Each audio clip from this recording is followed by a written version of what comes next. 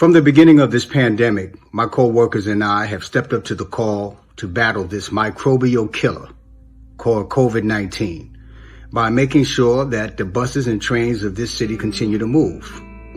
And there have been consequences. Over 130 of us have perished. Thousands more have been infected with COVID-19, and many of us are still suffering the enduring, long-term after effects and ailments of an initial COVID-19 infection.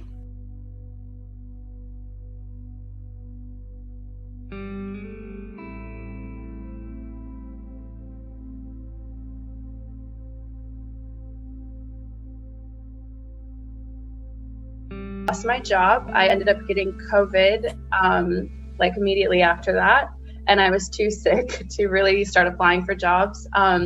I also have, I'm going through ongoing treatment for early stages of colon cancer. So I was very scared about what was going to happen with my health insurance, because it is literally my lifeline. I'm very grateful for this PSP. I'm grateful for the assistance that the airlines has gotten, because it's literally meant my life. It was scary. I couldn't breathe coming into work. I walked to the train station, and I normally take a bus. I was so scared,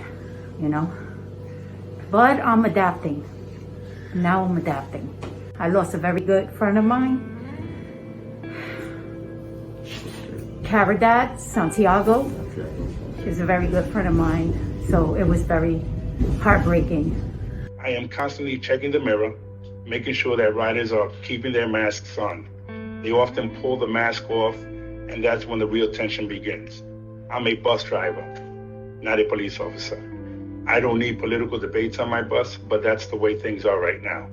What we need is prioritized access to any type of vaccination that does become available to keep our crews safe on these international voyages where we just don't have access to any type of medical care or medical assistance like you normally would on a land-based job.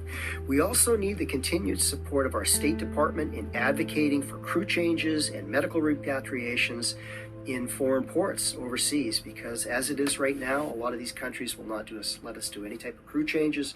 Even a medical evacuation is extremely difficult. So we need the continued support of the State Department to advocate for these.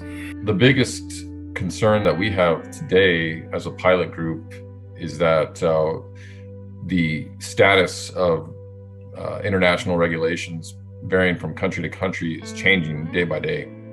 As our chief pilot just put it, it is a moving target, and it's very frustrating to be in the dark with regards to vaccination availability and priority, because we don't know when any of us can actually get the vaccine while we continue to operate in this environment, which I consider to be high exposure.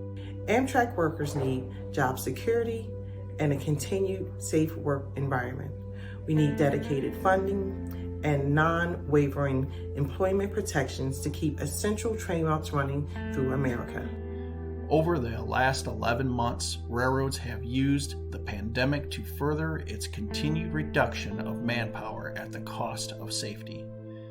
I have handled reports wherein carmen are forcibly working over 1,500 hours of overtime per month in addition to the regular 40-hour work week.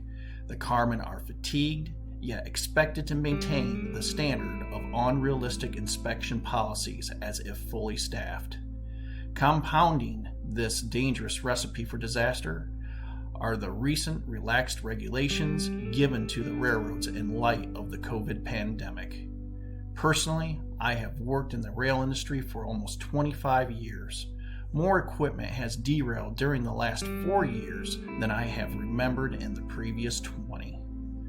It's only a matter of time before fatigued workers, unrealistic inspection policies, and unqualified inspections result in a major incident in someone's neighborhood.